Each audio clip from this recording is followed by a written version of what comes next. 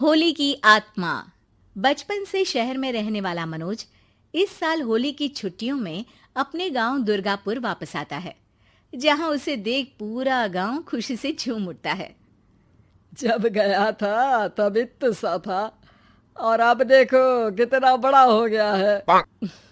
हाँ सरपंच जी, जब मैं गया था तब आप भी बहुत जवान थे और अब देखो कितने बूढ़े हो गए हैं आप। चला चलो बढ़िया है। बच्चा घर वापस आ गया। इसी खुशी में आज रात पार्टी होगी। क्या बात है, गांव में भी पार्टियां होने लगी। वैसे अगर पार्टी की बात है तो आज क्यों सीधा होली पार्टी करते हैं।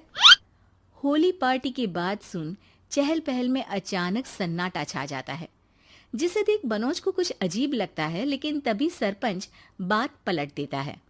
अब बहुत देर हो गई, चलो सब अपने घर चलो, पार्टी के बारे में कल सोचेंगे। मनोज भी मम्मी पापा के साथ घर आ जाता है, पर होली पार्टी और उस पर पूरे गांव की खामोशी वाली बात अभी तक उसके जहन से निकलती नहीं। पापा, होली पार्टी की बात पर सब चुप क्यों हो गए थे? अरे होगी उनकी कोई अपनी बात। मुझे गांव की पंचायत ही थोड़ी पता है। थक गया हूँ, चलो सो जाते हैं, कल बात करते हैं। पापा की बात मानते हुए मनोज भी सोने चला जाता है। आज तो छुपा लिया, लेकिन हफ्ते बाद जब होली का दिन आएगा तब इसे कैसे रोकोगे? अगली सुबह सूरज के साथ ही मनोज भी गांव घूमने निकल जाता है, जिस पर रास्ते में उसे अपनी ही उम्र के कुछ लड़के भी मिलते हैं, जिनसे दोस्ती कर अब वो उनके साथ घूमने लगता है। इसी तरह कुछ दिन बीत जाते हैं और होली नजदीक आने लगती है। दोस्तों, होली में 4 दिन ही बचे हैं, पर गांव में उसकी कोई तैयारियां क्यों नहीं दिख रही? क्योंकि यहाँ होली नहीं मनाई जाती। अरे पर ऐसा क्यों? वो राजा भूषण। अरे तुम 4 दिन के लिए आए हो, क्या इतना सोच रहे हो? चलो कुछ खाने चलते हैं। इसी के साथ एक बार फिर होली की बात को टलते हुए देख मनोज को शक होने लगता है। वो घर पहुंचते ही इंटरनेट पर अपने गांव और राजा भूषण के बारे में जानकारी निकालने लगता है। क्या? मुझे आज तक ये नहीं पता था। ऐसा कैसे? किसी ने मुझे कुछ बताया क्यों नहीं? सारी जानकारी लेने के बाद मनोज गांव वालों या अपने मम्मी पापा से कुछ पूछे बिना खुद ही उसकी सच्चाई के बारे में छानबीन करने लगता है, जिसके चलते वो राजा भूषण की हवेली में पहुंचता है। वाह, क्या हवेली है यार। पर क्या यहाँ सच में कोई भूत है? हेलो भूत जी, कोई है क्या? हम इस साल गांव में होली सेलिब्रेट कर रहे हैं, क्या आप उस पर थोड़ा इंटरव्यू देंगे? मनोज के ऐसा बोलते ही गांव में तूफान उठ जाता है और हवेली में रखी सारी चीजें हिलने लगती है। एक अदृश्य शक्ति मनोज को धक्का देकर हवेली से बाहर निकाल दरवाजा बंद कर लेती है। ये सब देख मनोज हैरान रह जाता है। क्या अभी मुझे हवा ने धक्का देकर बाहर निकाल दिया? मेरे होते हुए इस गांव में कभी होली नहीं मन सकती, इसलिए दोबारा ऐसी कोशिश भी मत करना, अंजाम बुरा होगा। आवाज सुन मनोज हैरानी से इधर उधर देखने लगता है, पर उसे कोई दिखाई नहीं देता। वो गांव वापस आ जाता है, जहां तूफान की वजह से सब कुछ तहस महस हो चुका होता है। आखिर ये तूफान आया कैसे? ना ऐसा कोई मौसम था और ना ही हमने होली का त्योहार मनाने की बात की थी।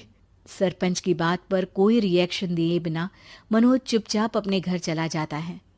इस तरह देखते ही देखते होली का दिन भी आ जाता है और मनोज रंग लेकर गांव में निकल जाता है, लेकिन गांव पूरी तरह खाली होता है।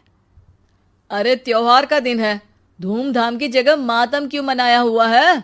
मनोज की आवाज सुन सब अपने घर की खिड़कियां खोल के घर के अंदर से ही उसे वापस जाने के लिए कहने लगते हैं, पर वो किसी की नहीं सुनता।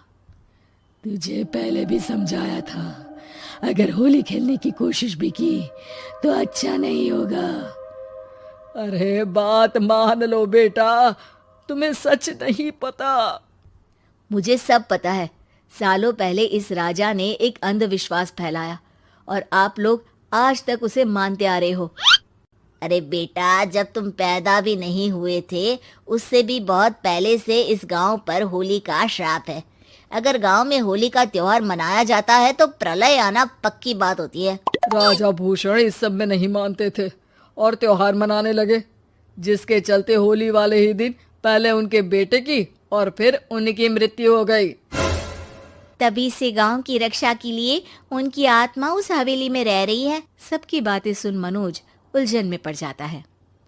सोचना भी मत मनोज, अगर तुमने इस परंपरा को तोड़ने की कोशिश भी की तो उसका परिणाम इस गांव और गांव के लोगों के लिए अच्छा नहीं होगा।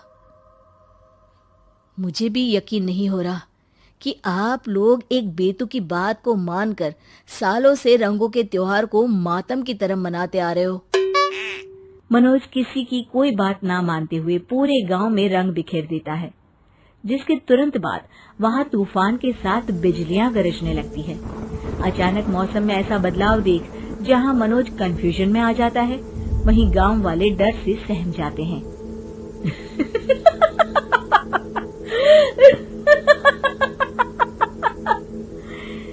इस लड़के ने हमारे जैसे सिर्फ अपने स्वार्थ के लिए नहीं बल्कि पूरे गांव की खुशियों के लिए यहाँ होली मनाई है, जिस वजह से अब इस गांव पर होली का श्राप टूटता है।